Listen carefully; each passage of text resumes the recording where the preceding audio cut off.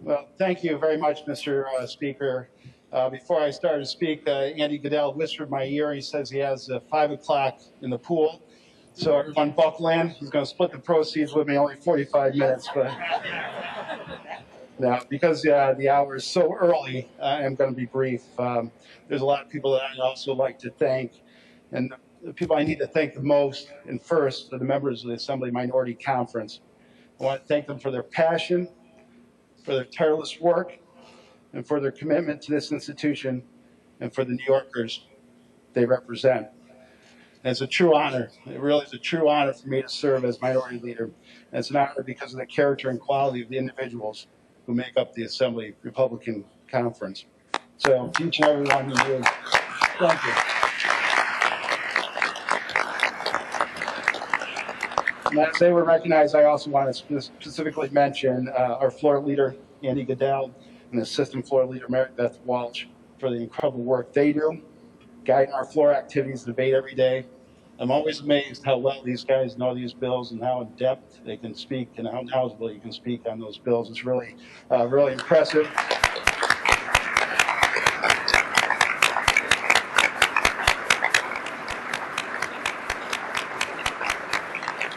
So I was going to say on behalf of our members, thank you, but they beat me to it, so thank you. You know, we all know 2020 and 2021 was really some unique years. And I think we got to recognize we've reached this point because of personal investment, the numerous sacrifices, and the unique talents of our incredible staff on both sides of the aisle. Staff are the engines that allow the People's House to function and operate every day. So I want to personally recognize and thank a number of people on my staff. First and foremost, I want to thank Judy Skype, who keeps our conference running every day. She's my chief of staff, Judy Skype.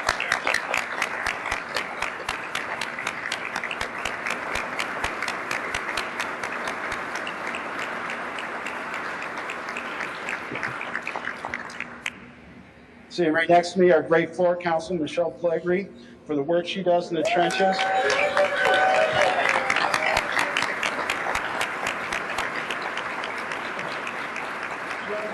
Job. She's got to keep Andy Goodell in mind, so that's tough.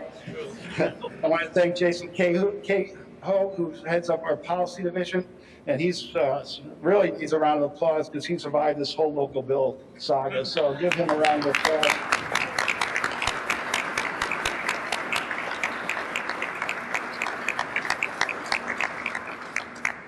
I want to thank Mike Frazier. He's the Director of Communications.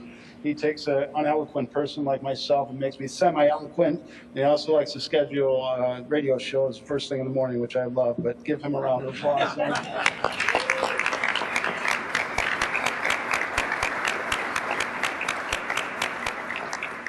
And certainly Stephanie Herrick, she has the unenviable task of assisting, advising, and usually correcting me whatever I do. So please give Stephanie a round of applause.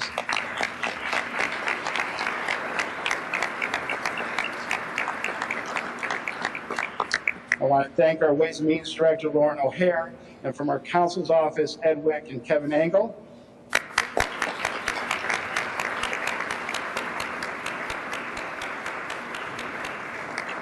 And while we mentioned Ways and Means, I certainly want to thank our ranker, Ed Ross, who's done a great job on Ways and Means this year.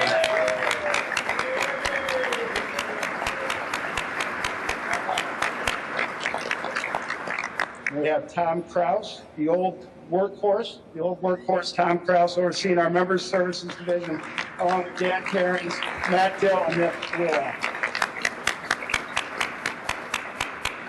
And I would be remiss if I didn't thank our Director of Administration and Personnel, Laura Dudley, and Head of Automation, Jeff Harrington. As I think you said, Majority Leader, this has been a really tough time. The fact that they were able to put this all together and help our conference be able to navigate the technical stuff that we deal in the COVID pandemic. Give them a round of applause. They deserve it.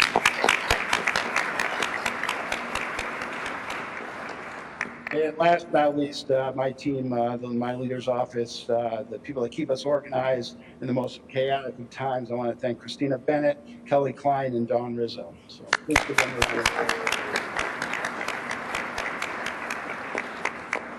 So, Mr. Speaker, well, I almost got I want to thank you, Mr. Speaker, and thank you, Majority Leader, for our policy perspectives are different. We obviously don't always agree on politics, but I do appreciate the mutual respect that we share, and also the great professionalism that both of you show. So thank you for that.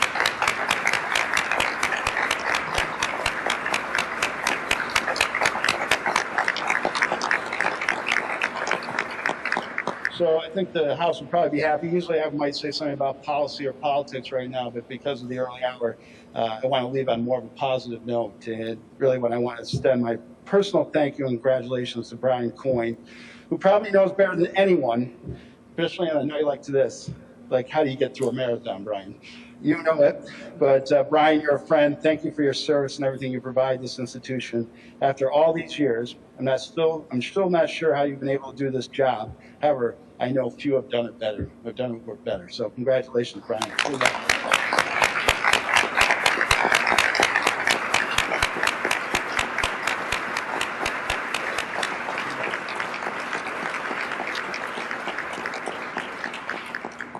So, Mr. Speaker, to the distinguished members of the Assembly, thank you for the opportunity to speak here. I wish you the best over the remainder of the year. So thank you very much, and God bless you all. Thank you, Mr. Speaker.